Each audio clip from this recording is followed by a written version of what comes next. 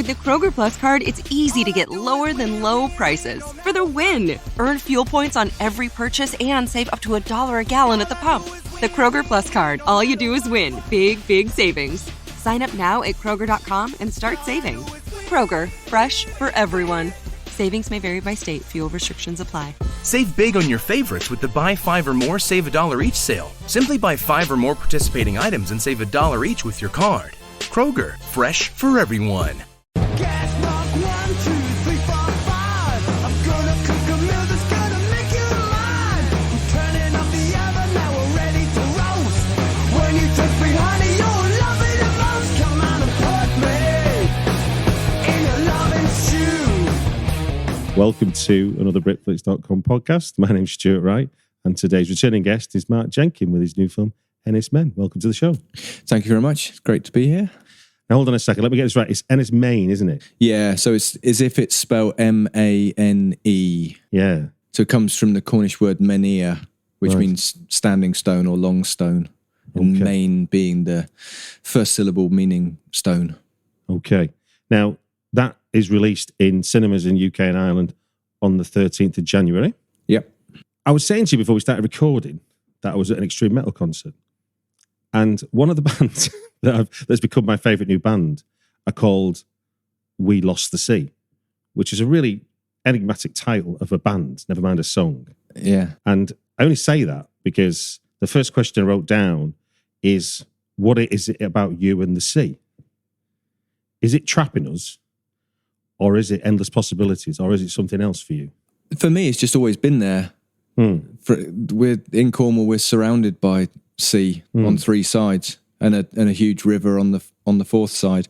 And where I am in West Cornwall, it's only going to take a little bit of a sea level rise and we'll be an island ourselves. So I don't really think about it too much. The only time I really think about the sea is when I'm far away from it and I notice that it's not there and I feel very different. We've got friends up in Wales, up in Montgomery, sort of on the Welsh English border, Shropshire border, and I think that's the place I've been to over the last few years, which is the furthest away from the sea I've ever been, and I feel like I'm on a different planet when I'm there. Really? Yeah, and I love it. I've sort of grown to love it, and the rolling hills and the countryside and all that kind of stuff. But I'm much more of a coastal person than a countryside person.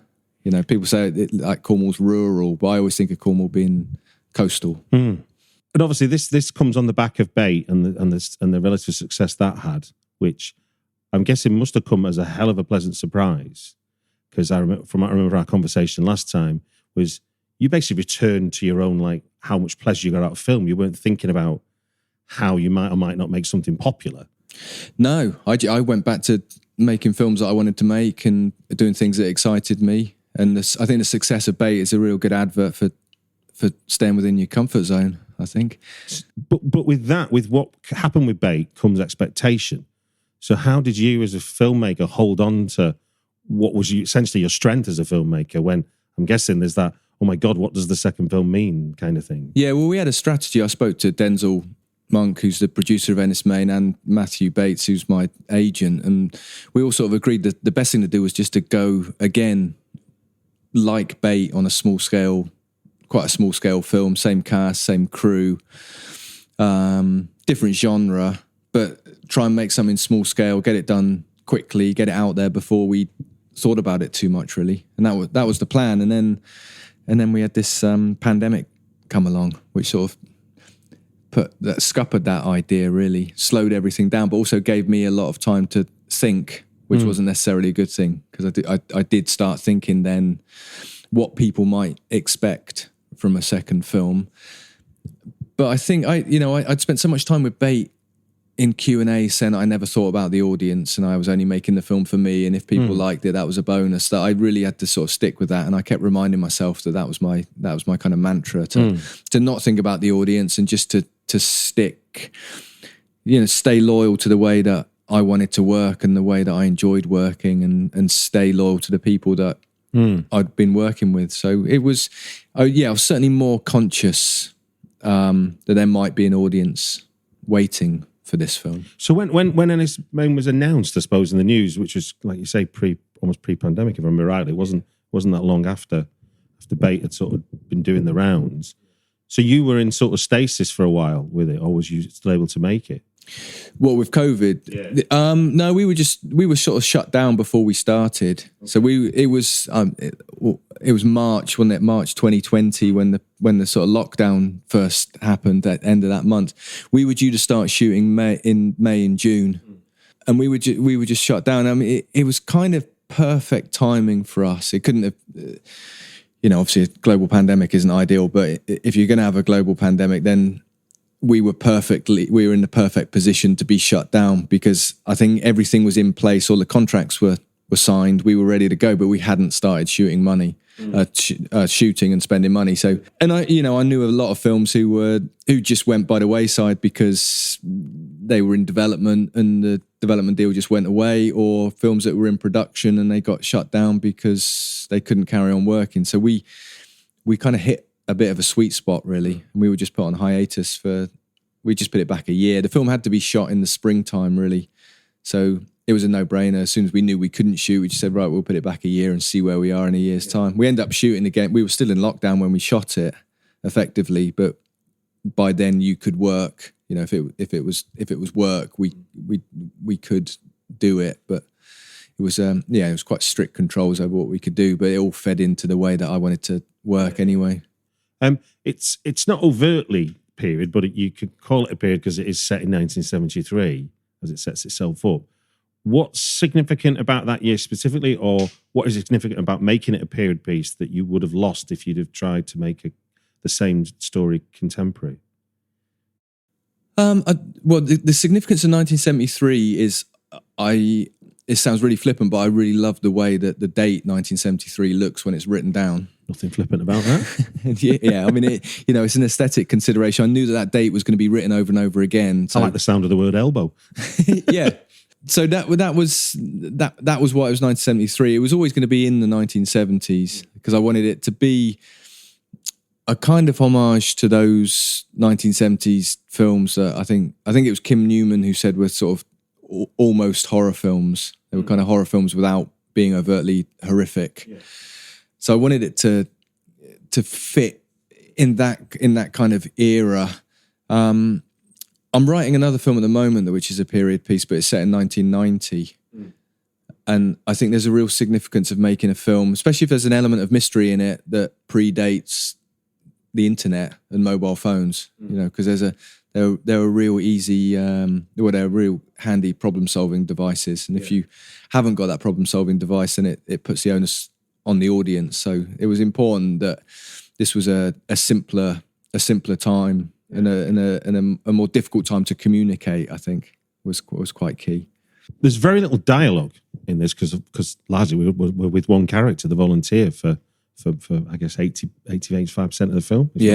Yeah. But you play with sound a lot.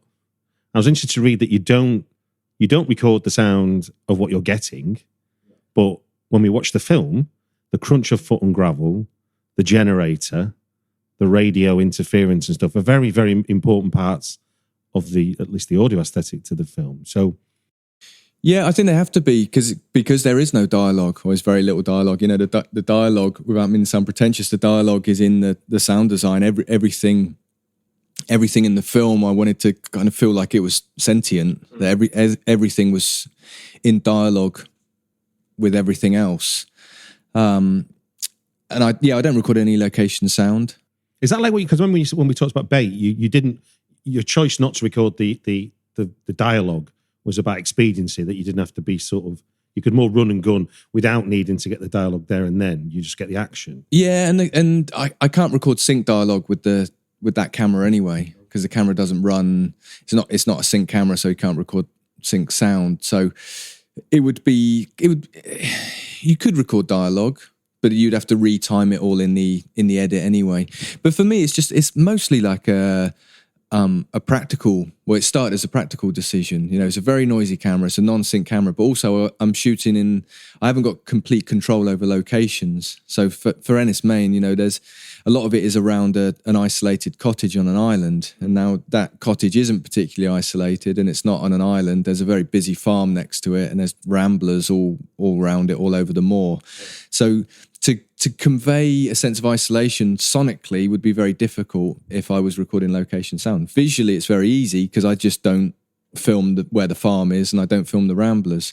Although if you look very closely at ENYS MEN, it has been pointed out that there is a rambler in the back of one Ghost shot. in the machine. Yeah, there is. There's somebody on the horizon.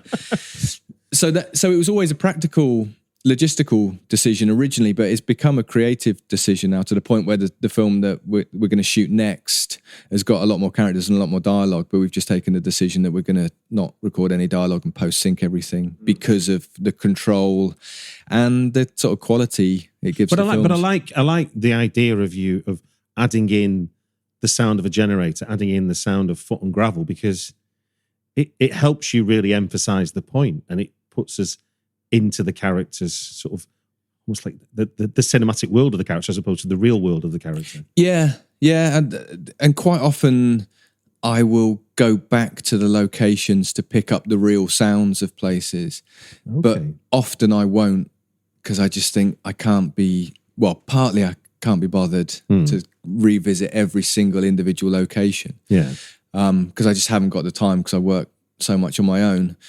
But then that forces me to then visit things like sound effects records and stuff like that to try and pick up stuff that doesn't quite fit. You know, there's a sort of element of plausibility about it, but it doesn't quite fit. So like it's almost like mechanical versus natural. Yeah, in a way, even though it's still probably recorded from a natural thing. Yeah, and it will be, but it'll be slightly out of place. So that, like the wind on the island is like an Arctic whistling wind, which you wouldn't have on the island. You know, it's probably something that's been used on like Frozen Planet or something. But I put it on the film, and suddenly you've got this Arctic whistling wind around this cottage, and it's a level of abstraction without being really overt about it. It's just something slightly off with it. Yeah, I think, but it just it lends itself to cinema in a way that because. Yeah, I mean, I just love doing I love abstracting the sound because I think it's much more sophisticated way of doing it visually, and it's much easier to do it with audio. I think a lot of the time it's very difficult to have a visual abstraction within the frame that is kind of that lasts. Quite often you'll look at an image and go, oh, that's a bit weird, and then you work out why it's weird. Yeah. When it's to do with sound, quite often you don't ever work out why it's weird, and actually consciously you don't even appreciate it's weird. There's just something slightly off. I think Lynch is the king of it. You know, he'll just do something. There'll be like one of the sound beds will be playing backwards or something. Yeah. You won't notice that it's playing backwards. You won't go, oh, hold on, that's playing backwards. Something will be uneasy about it that you'll never unpick as an audience member. But the nature of how you've made the rest of the film, you make us hypersensitive to it in a way. Yeah. I suppose and I did do it in Bait as well at certain times, but it was much more. Yeah, it's signposted much more in ENYS MEN. Yeah, because you fracture it in terms of where we are in time and place. Yeah, you know, we're never quite always sure. Yeah. And in a way, some of the sounds get us back to a place that we understand in a way. Yeah, and then hopefully you get back to a place where you understand, and then the rug's pulled out again. You know, it's like the sequence at the end of ENYS MEN where the radios kind of swap sounds. So the AM radio starts acting like the Marine VHF radio and vice versa. I've just watched the 35mm print here. It's part of the reason why we're here, just to sign off the print, and I haven't seen it for a little while, and I did notice a few, and actually it's now listening to an optical soundtrack, it sounds different than the DCP soundtrack, and I've started noticing things, oh yeah, I remember doing that. I've never noticed it in the DCP, and now suddenly I'm noticing it again. Okay, so it's optimizing something that you wanted to have there. And actually it's made some mistakes audible that weren't necessarily audible when we were doing the mix, but now it's on an optical soundtrack. We've got, that's quite a sharp fade out there. Why did I do that? And it's just because, it's in the same way that it looks different, it also sounds different when it's a print. Now, Mary Woodbine is an actor you've worked with before. Woodvine. Oh, Woodvine. Sorry, my own typo. Sorry. Is someone you've worked with before. She plays the volunteer who, like we established before, is really central to the film. For that kind of role where you're so much in the spotlight, you've worked with her before, so there's already some trust there, I'd imagine, and and wanting to work you again. But obviously, this is a little different than working behind the bar in a pub that she did in Bay. So what's the conversation? Well, no, she was the second homeowner. Oh, sorry, in Bay. Yes, sorry. What's the conversation like for that kind of role where the expectation is to sort of, give everything, isn't it, really? Well, yeah, Mary's my partner as well. Okay, that makes life easier. Yeah. Or in some ways, it's it's trickier as well because obviously we've got a personal relationship and domestic relationship and all that kind of stuff, and then working together as well. But I'd hope there's sort of trust between the two of us. I sort of trust her implicitly with the role, and hopefully she trusts me in terms of, the filmmaking side of it. I always wanted to give her a film that she could almost like carry single-handedly, which she does with this film. Really, I've worked with her several times before, and always in supporting roles. But this was, and she wasn't always going to play the volunteer in this film. And in fact, I was quite wary of casting her, because I didn't want to be, I didn't want it to appear nepotistic, that I was just, writing something for my partner and casting her in it. But and for a time, she was almost like acting as the casting director for the film, because she was suggesting her contemporaries and her peers as possibilities for people who could play the volunteer. But eventually, I sort of came around and admitted to myself that I'd written the part for her. Okay. And I said to Denzel, producer and Film 4, the execs and everything, I said, I'd really like Mary to play the part. And everybody pretty much said we always thought it was going to be Mary who was going to be in it. So, yeah. So it was, it's interesting. I think it's been a really good experience working together. It's funny because it was only a 21-day shoot, so actually, it's quite a minor thing in terms of time working together. But there's cabin on the fever film. on a film shoot, isn't it? It's not normal amount. It's not like a normal working day. No, but it's funny that the life of the film really sort of dwarfs the actual process of making the film, especially the shooting of the film. Yeah. So what's been really nice is to develop the film together, shoot the film together, and then now be able to do the promotion of the film together, which has been really good. Yeah. Like going to Cannes together, and as you were there, the two of us being able to get up on stage and introduce the film that was a real magic moment, because she's been there with me before when I've done stuff, but she's been there to support me, or vice versa. When she's been doing something, I've been there to be there with her because I'm her partner. But to go up there and be sort of the kind of co-authors of this work that's something that will stay with me forever. So that's been amazing. Yeah, because I interviewed Joel Truglio, who you might know if you watch Brooklyn Nine-Nine. He's done his first horror film. Mary is a massive Brooklyn Nine-Nine fan. I don't watch it, but she does. So she'll know, when she listens to this, Sergeant Boyle is the character who plays. Well, he just directed his first horror film, and it played at Fright Fest, and his lead is his wife. Right. And when they shot the movie, at the end of each day, they slept separately. Right. They kept separate in terms of, it was like the working relationship for the shoot. We haven't got the resources for that. No, but that is funny, because you do, I'll be setting up a shot, a close up of her, like on the harbour side or something, and I'd set up the camera and I'd be stood 2 foot away from her, looking down the viewfinder at her, and a light will be being tweaked, or some production design will be sorted out. So we'll have a minute where we'll be talking non-film stuff, and it will be sort of like, did you remember to buy the cat food? No, I thought you were getting it. And you have these moments of sort of domestic, not always fraught, but sometimes moments of, when it comes down to things like childcare and stuff like that. It's like, we got to get home, and, if we finish early today, we should definitely sit down and have a family meal. And, you have to keep all of that's it goes without saying, that's all really important stuff. It's very difficult to prioritize that stuff when you are in that mad sort of 21-day intense shoot that we were in. So it's quite.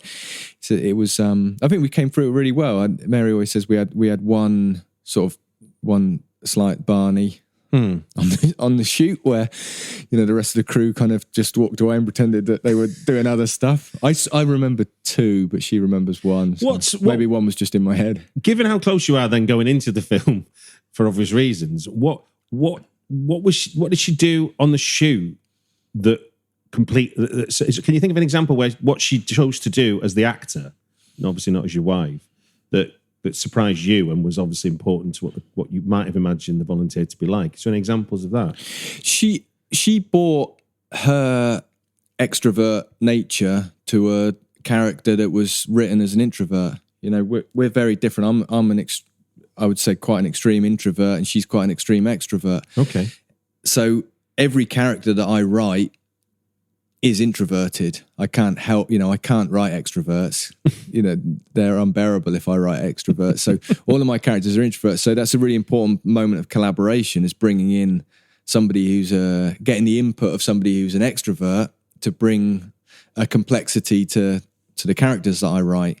So she constantly surprised me with what she was doing with the character, considering how little I was allowing her to do. She didn't have the luxury of dialogue, for example. Yeah. But the amount that she can do physically with very little gesture. So what? Give me an example then of where she's being how you perceive extrovert with what is clearly, like you say, more of an introverted role in the film. Well, just being reactive. I think her reactions are externalized rather than internalized. And there's. I just think there's stuff that she will do with a look that I don't understand how she does it. I don't understand how she can ask a question of an audience just with a very simple look.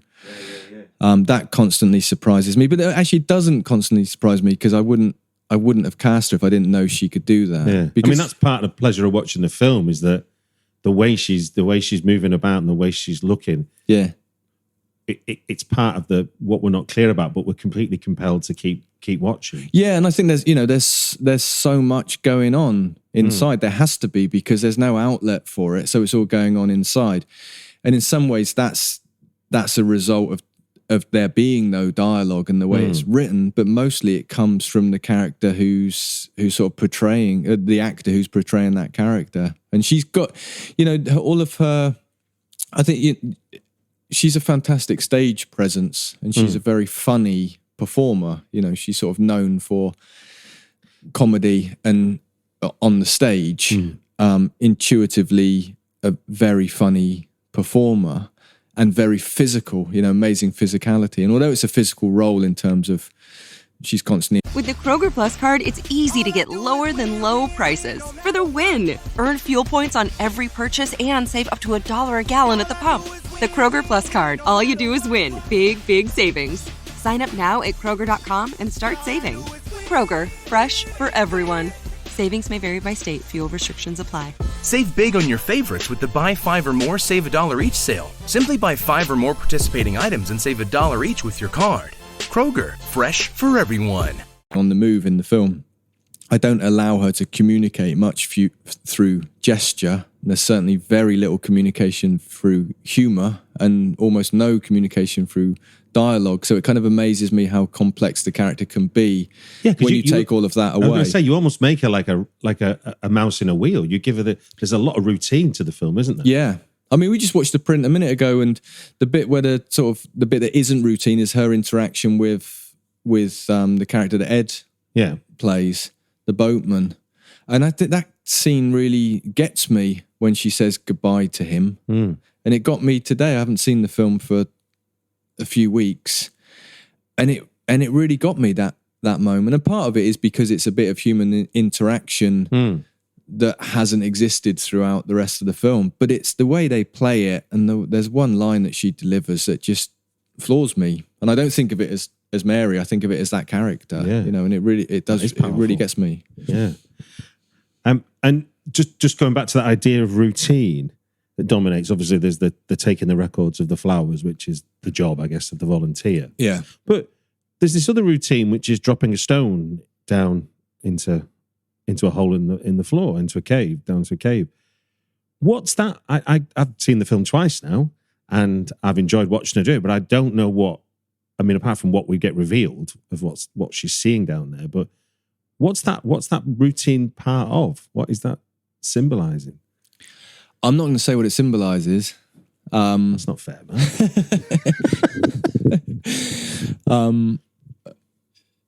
It is part of that routine. You know, routine. I think routine is very. You mean like shit? Like that character has added it into her routine of. That's how I see it. Okay. Yeah, and I think that's, you know, routine's almost like a crutch, isn't it, to lean on. I think, you know, this film was written before the pandemic and before I'd even ever considered what a pandemic might be like. By the time we came to shoot it, and certainly by the time I edited it, I'd lived through a pandemic like we all had, and I think the significance of routine had become really interesting. You know that. So a friend of mine who's a photographer sent me a photo of me leaning out of our upstairs bedroom window during the pandemic, and it's just a photo of me looking out of the window.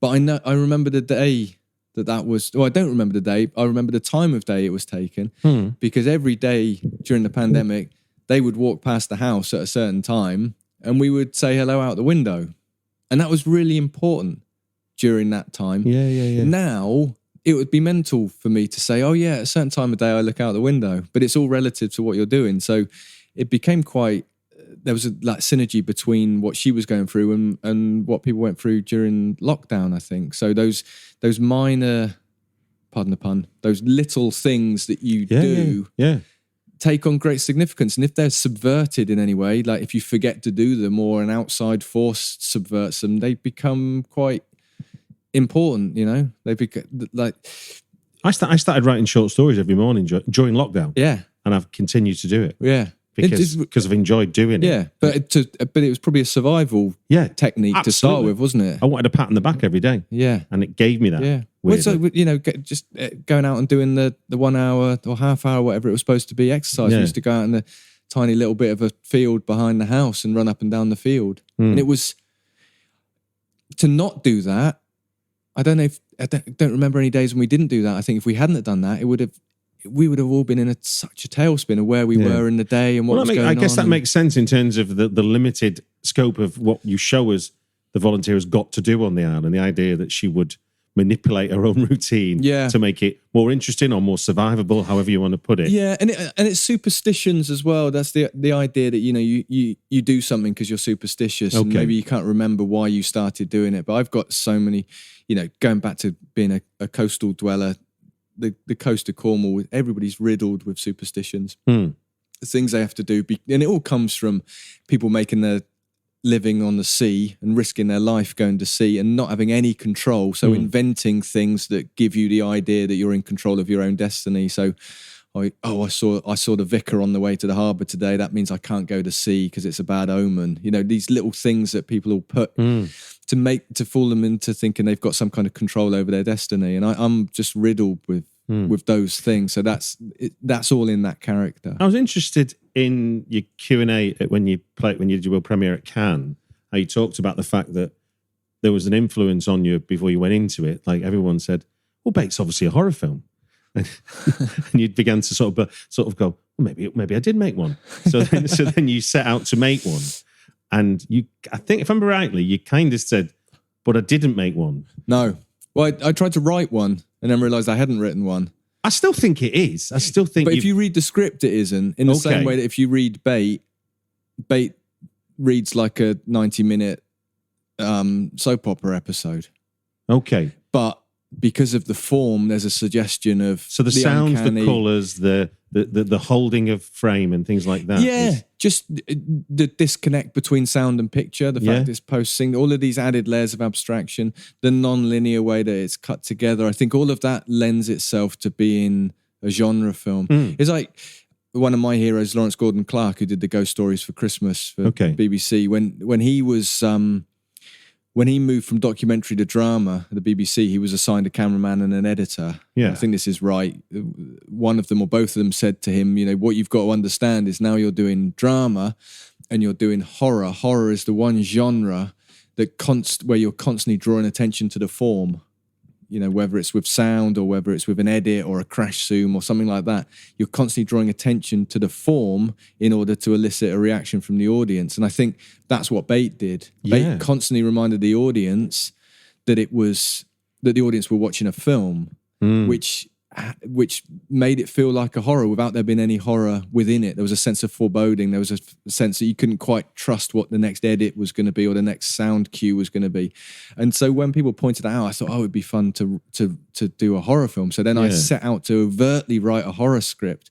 But I'm not very good at writing scripts with huge amounts of context, backstory, dramatic contrivance, all of that kind of stuff. So actually, and on all of those things are kind of needed in a genre screenplay. I think a conventional genre screenplay. I'd agree with that. So when I read it back, it was like, I failed. I haven't written a horror film. But then I thought, actually, no, well, the horror will come from the form, the actual. So in a way, you're the ingredient that makes it a horror when you start to make it. And in some ways, I quite like the idea of being given a screenplay that's very straight, and then subvert it through the making of it, which I think is what Bait was. So when but then Bait, you could draw parallels with, say, Pinter's stuff. The way that if a character does something absurd, it almost makes it uneasy. You're forever on edge then because you're like, I don't know what to expect. Yeah. But then the consequences aren't necessarily horrific. No, they might be sort of unsettling, or you might not be able to make sense of them. But I wanted it with ENYS MEN. I wanted the consequences to be horrific, because for me, horror. The scariest horror for me is when time stops making sense, and I think again I thought about that a lot during the pandemic. The idea that it was bad. We were undoubtedly living through. I've started to say basically those 2 years don't count. If I've not seen you for 4 years, then I've not seen you for 2, really. Yeah. Which is a weird way to think about 2 years. But I think the comforting thing was every night, and also we were in a house with a 11, 12-year-old. Yeah. So his well-being was the priority, making it sort of normalizing the situation for him and that kind of stuff. But so a lot of bedtimes was like, see you in the morning, sleep well, sweet dreams, that kind of stuff. And going to bed safe in the knowledge that the sun would come up in the morning and gradually things would get better. They might get worse first, but eventually normal somewhere over the horizon. We'll get to where we are now, where things aren't normal, and there's a huge amount of trauma that everybody's dealing with, and a lot of people have lost people, but things will get better, because every morning the sun comes up, and every time the sun comes up is a new day, and every time there's a new day, there's new hope. For me, horror is when that stops happening. Yeah. So time stops making sense. One of my favorite horror films from recent times, or reasonably recent times, was the Blair Witch, the third Blair Witch film. Really? That's a rare call, but go on. Yeah. And I know it's a deeply flawed film, and I think most films are quite flawed. Yeah, I don't. And I think horror films more than any are flawed, but I think there's hardly any horror films that I've ever seen that I haven't looked at and gone, oh wow, that's a good idea. Horror filmmakers are always innovating. They're always doing interesting stuff. There's always something to take out of a horror film, unless they're the most cynically rehash or made purely for money. There's always something interesting going on in horror. And with that Blair Witch film, it freaked me out when time stopped making sense, when it didn't get light the next day. And I can't remember very much about the film, but I remember being totally spooked by the idea that time had stopped making sense. Yeah. And I think Ari Aster does that very well in Midsommar because it never goes dark. Yeah. So you kind of go, am I in today, tomorrow? Yeah. Peter Strickland in Barbarian Sound Studio, when, and it all stops making sense when he's trying to get his flight ticket reimbursed. And then they say, oh no, you weren't on that flight. And it's like, oh, hold on. When reality... That's the horror I like, those little shifts in. But the volunteer has no one to confirm or deny the shifts in time that you're playing with your film, as an audience member, we're forever playing catch up in terms of the real and the unreal, which is even more unsettling from a viewer's point of view, because this is unsettling. I can confirm that. Oh my God, what are we going to do? Then you're kind of going with what's the plan to get out of this. Whereas what we're watching, we're about 2 steps behind. It felt like a lot of times. Well, I did. That's what I wanted it to be, like a fever dream where you've got nothing to hold on to. Yeah. And what that would do to an audience. I mean, the film I'm working on at the moment, I'm writing at the moment, is much more what you just described, where the audience are with the protagonist trying to make sense of a situation that's weird. Yeah. Whereas with ENYS MEN, what I wanted was the film, the actual materiality of the film, of the object, to be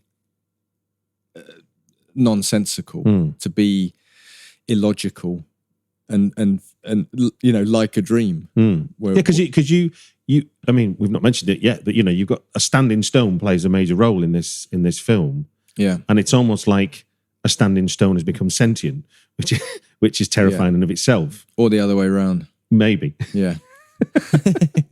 If you believe the Cornish myths, then all the religious myths, then the standing stones were all petrified humans who had sinned in one way or another. Right. Okay. That was the Christian telling of it. Okay. See, I've done some work into black metal for a film I've been developing, and what I found out during the research is the church burnings, which were horrifying in the 90s, was a kind of crude attempt to destroy Christianity and take Norway back to pre-Christian pagan times. Yeah. So they thought these emblems of what was the new Christianity is what we need to get rid of that will return us to some place that is ours. Yeah. I mean, slightly misguided, but well, I mean, it's weird to see it like written, and that was at first I thought it was just young people being stupid. Yeah, but there's some sort of warped logic to what they were doing. No, they're never being stupid. They're always there's always some mission behind it, isn't there? Another part of the sound is the sound you make, not the sound that you go and find something to discombobulate, but literally the music and the soundscape that you've created around this film. And at times, I mean, when I was able to watch it for the second time, I was like, this sound is literally assaulting me at times. It's not, you're not just giving us some sonic colour to add to what I'm seeing. You're really sort of going completely juxtaposed to what I'm looking at in some senses. Yeah.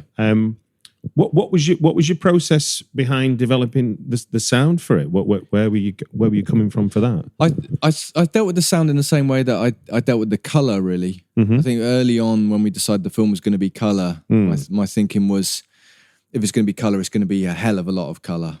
Yeah. And with the sound design, I think, if I'm going to do the sound, then I'm going to really do the sound. There's not going to be much subtlety in this. It's going to be as austere and as brutal as the visuals are. In the same way that the film crash zooms and goes into extreme close-ups, and the sonic landscape was going to be the same. It was going to be. It wasn't really going to take any prisoners. Yeah, you were kind of like that idea that the Earth's vibrating. Yeah, well, we just looking at it in the cinema here, and the ceiling was definitely vibrating in the last 20 minutes of the film. And Denzel, the producer, actually did say to me, "Do you think we need to warn some of the older cinemas about this, because the ceiling could come in, because the bass rumble on some of it is insane." Yeah, but I kind of do it all at the same time. I do the picture cutting, and I do a lot of the Foley, and I do the soundtrack all concurrently. So I have an analog synthesizer next to my. Oh, so you're you're playing along with. Yeah, quite often do. So you've not written this music? No, well, I don't write. I can't. Because I was fascinated by that idea of you doing having to do. Like have 3 plates on your head balanced all the time. That seems like a... Yeah, well, I do. I stand on a piece of wooden flooring that I've built up in the studio, and I do the footsteps on there. A lot of that gets replaced by the Foley people and Rich, who did the final mix, kind of replaced some of my Foley recording, or a lot of my Foley recording, because it was quite badly recorded. But I have to record that in order to do the picture edit, because there's no dialogue to rely on. So a lot of the picture cutting is relying on the rhythms of the Foley and the sound design. But I also record a lot of stuff to a tape loop. I build an infinite tape loop of 1/4-inch tape between two reel-to-reel machines, and I sort of loop a lot of stuff in that way, and that's all happening while I'm cutting the picture. And that's not very subtle, it's an sort of infinite decaying loop that kind of is quite difficult to control. Okay. So that's why the sound isn't particularly subtle at times. Okay, so it's like you're not worried about this about any kind of sophisticated music. I can't do sophisticated music. No, I figured that's what you're saying in a Yeah. way, but I don't. I mean, it doesn't make it bad. It just makes it different. I did try, and I mean, when I did the soundtrack for Bait, it was very much just sort of chord progressions, which were then reverbed and echoed to infinity, so it just sounded like drones. Yeah. So, I never really intended for that to be on the final film, and then we kind of all sort of fell in love with the soundtrack, so left it on the film. And then off the back of that, Invader Records put it out as a soundtrack, which did quite well and was quite well received. So this time I thought, I'm going to do the score again, but it had gone to my head a little bit, and I was thinking about the record. While I was doing the soundtrack for the film, I was thinking, wow, of all the things, like when I started this interview, like about the idea of making the follow-up to Bait, it was, I might make another record. Yeah, exactly. That was the bit, and I was, the opening theme, I was thinking, God, this could be a single, maybe put this out as a 7-inch, and I was gone totally insane with that. So, how did you rein yourself in? Well, just by listening back to what I'd done.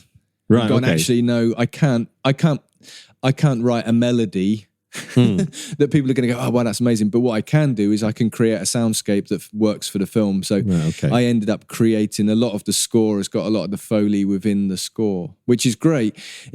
We're going to perform the score live here in NFT1 on the 1st of May.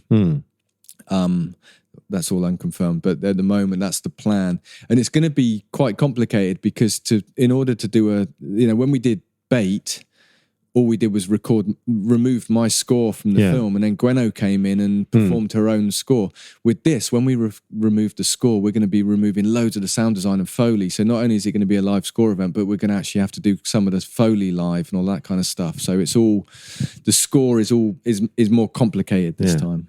Right, now it'd be a miss. The only thing we haven't talked about is the colours. The greens are verdant, the red coat is very red, and you've already referenced a certain sort of 70s style of cinema that you enjoy. Yeah. And there's a very iconic red coat in 70s cinema that Nick Rogue filmed. Never heard of him.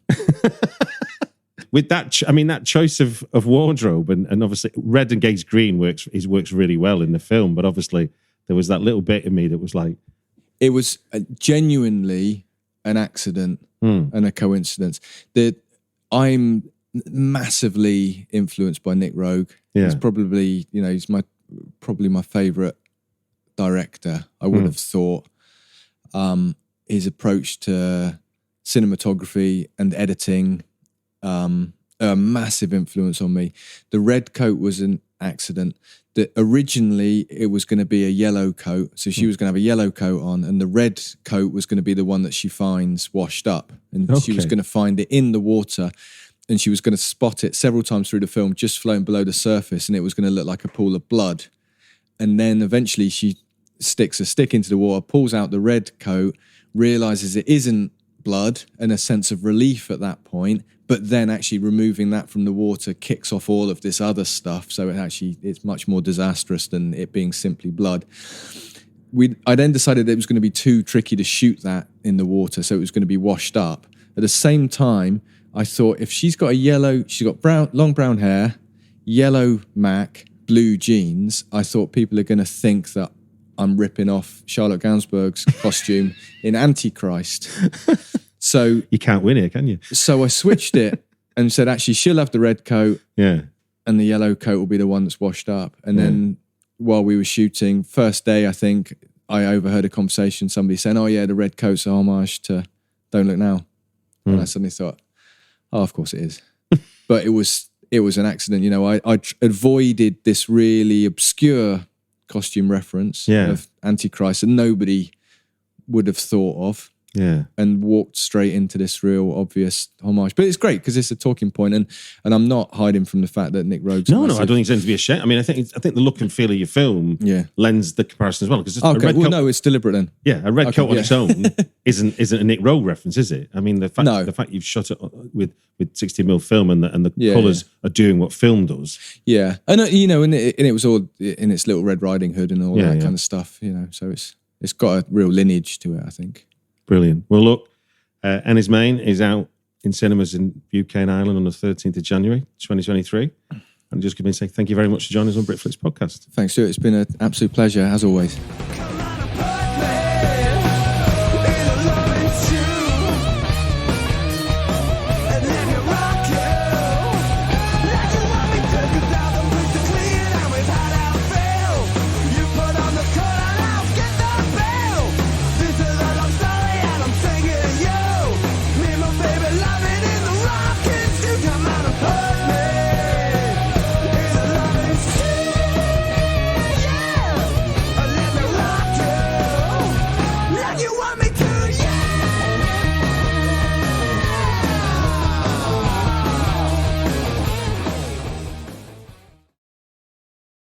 At the Home Depot, we're dedicated to helping you build the skills that get your home projects done right.